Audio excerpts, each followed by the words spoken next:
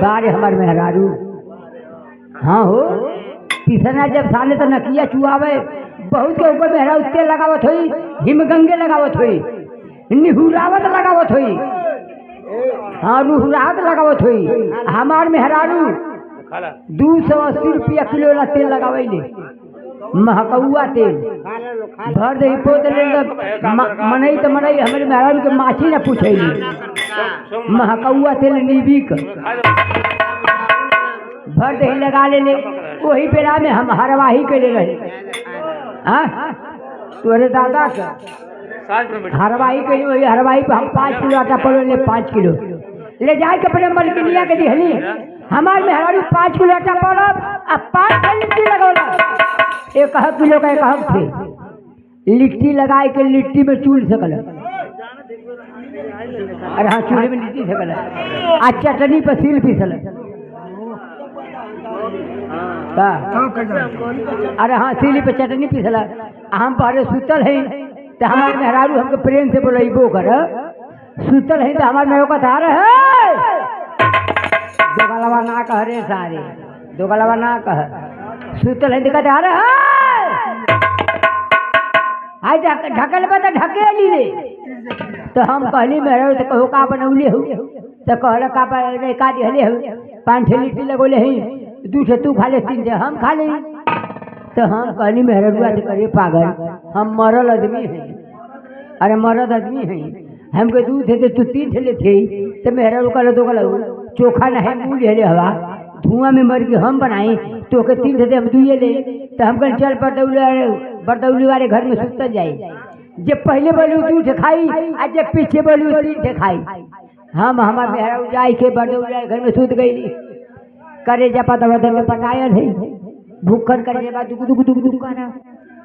हम हूँ कहली बोल अपना मेहरारू यह बतिया सोचे के तू बोलबो तो 2 पड़बो तो 3 थे पा जाई ये तो रोटिया का लाली थी 10 बज गए 12 बज गए।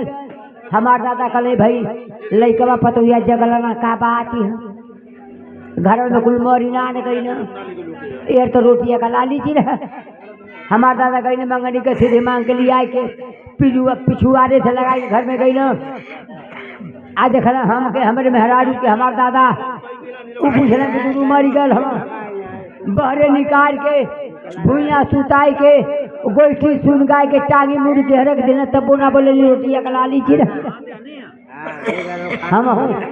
हम हिम्मत बढ़े रही कहीं भले मर जाए लेकिन बोल बना रोटिया का बात रह ते मेहरारूआ मोरे कानवा में धीरे कहते हरो तो कलवा आई गोइठी सुन गा गई अब कल तू ही तीठे बुका ये तो रोटिया का लाली थी रह करे जा दुख दुख दुख दुख कर आए बाबू गईली हम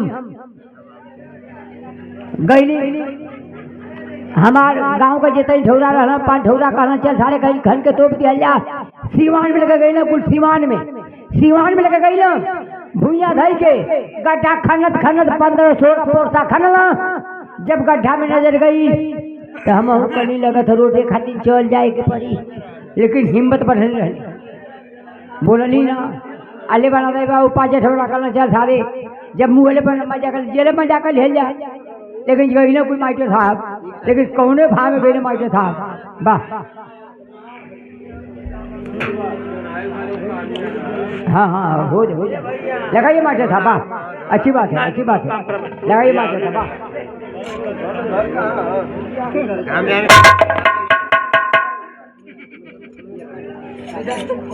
वाह लगा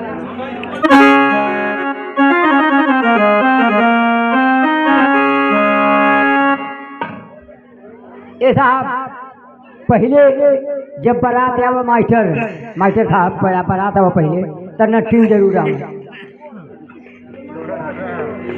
हाँ नट्टी नहीं आवा तो 3 प्रकार मास्टर साहब अब कौने भाव में अवले हाँ लगे मास्टर साहब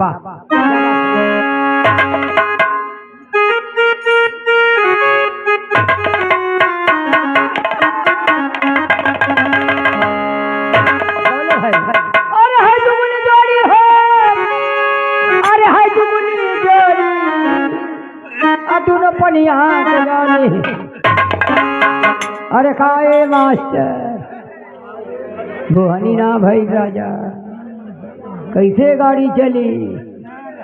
अरे हाय जुगुली गाड़ी है, अरे हाय जुगुली गाड़ी आता दूर पनिया के जाली। अरे हाय जुगुला जोड़ी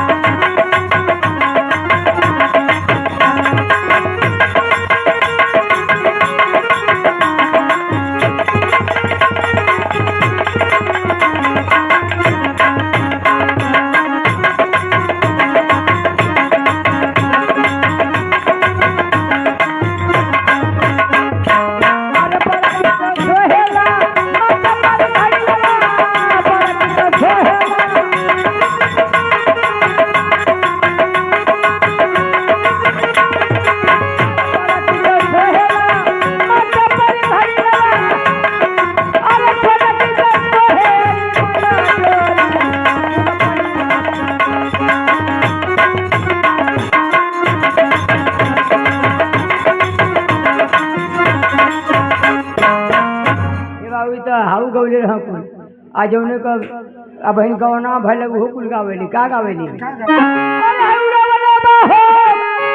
अरे उड़ा वाले बा तब बिना तेल का जहाजिया तो आसमान में जहाजिया ते हरा वो हरा जहाजिया। अरे उड़ा वाले बा अरे उड़ा वाले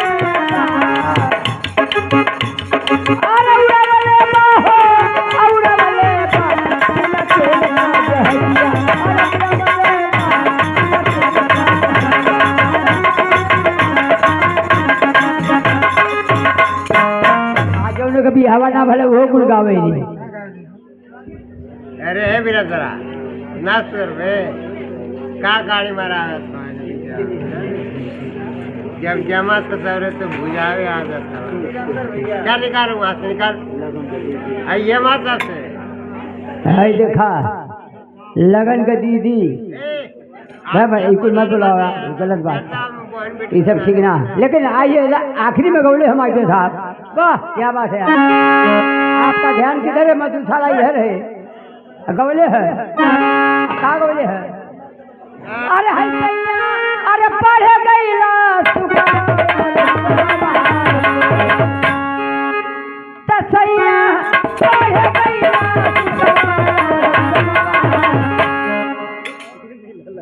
अरे छुट्टी मिले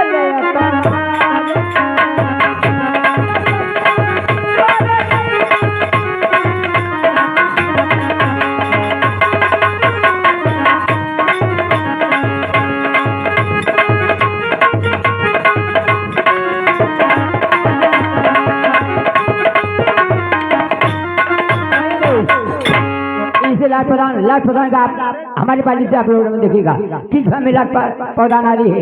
लगाइए मैडम साहब क्या बात है गीत के माध्यम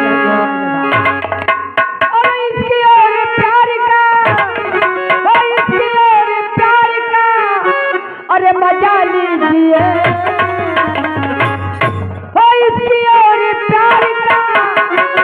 अरे मजा लीजिए थोड़ा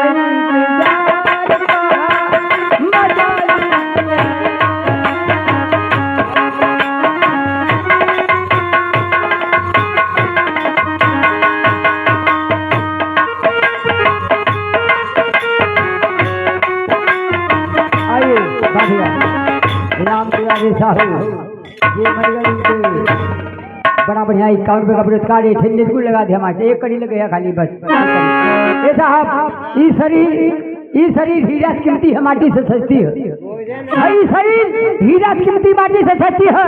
जबले शरीर में सूगा बोलो था हीरा कीमती है जैया शरीर से सूगा छोड़ के परा जाई माटी से सस्ती हो जाई न केहू कुछ लेके आ न केहू कुछ लेके जाई।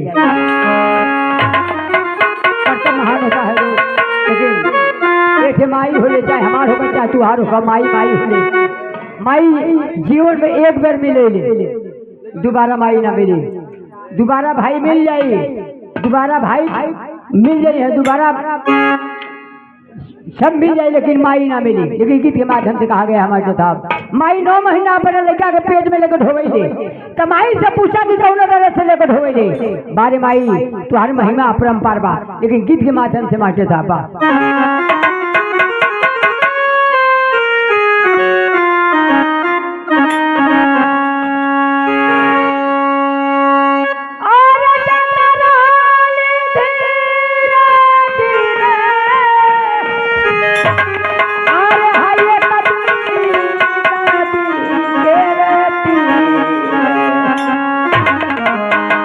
अरे हम आँखी देखली ओ हम आँखी देखली अरे सुंदर और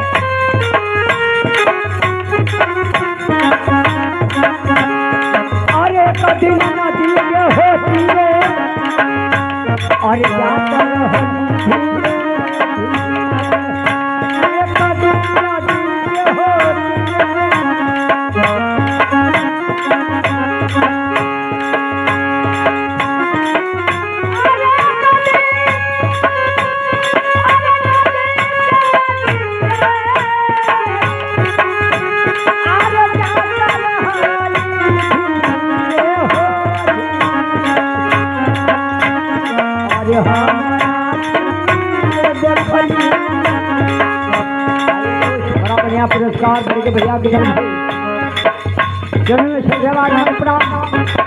बाबा रविदास के मत बात हो थोड़ी बात कहीं पे सुमन भी दिख करो दोस्त।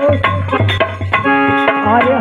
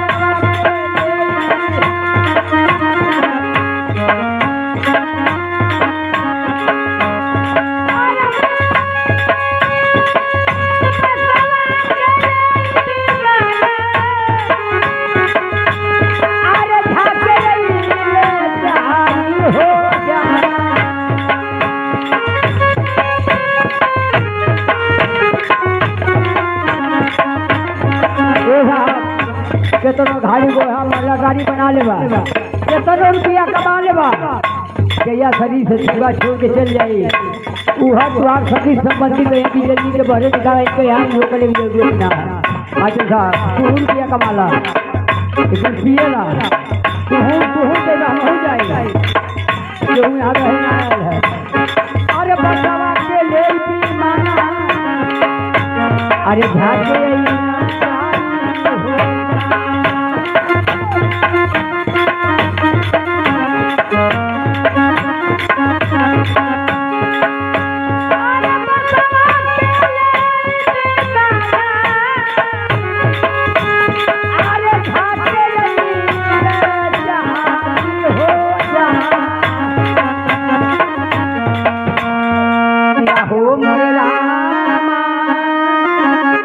किया हो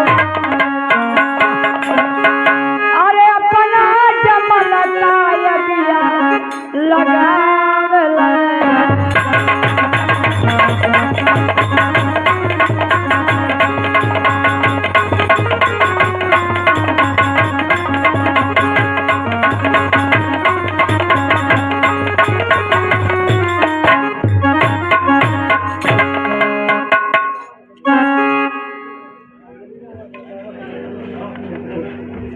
अंजलि बड़ा बढ़िया नाम बड़ा बढ़िया श्रीमान अंजलि अपने बाबा के आत्मा के शांति का जिनके बड़ा बढ़िया पुरस्कार दो 11 लाख बराबर बा।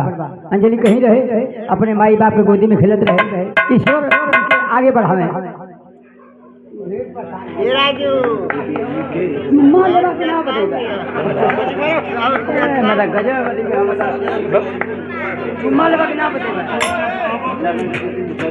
ये दुरा रे लगन का दीदी के लेके भागी मुसहर के आइए दोस्तों तो हम मिलते हैं आपके सामने, लेकिन कैसे बाबा मास्टर साहब वाह, हीरा हवा राजा हवा वाह। अरे जुल्मी पियावा के ससुरा अरे है घर जाई रे जाए, हे जुल्मी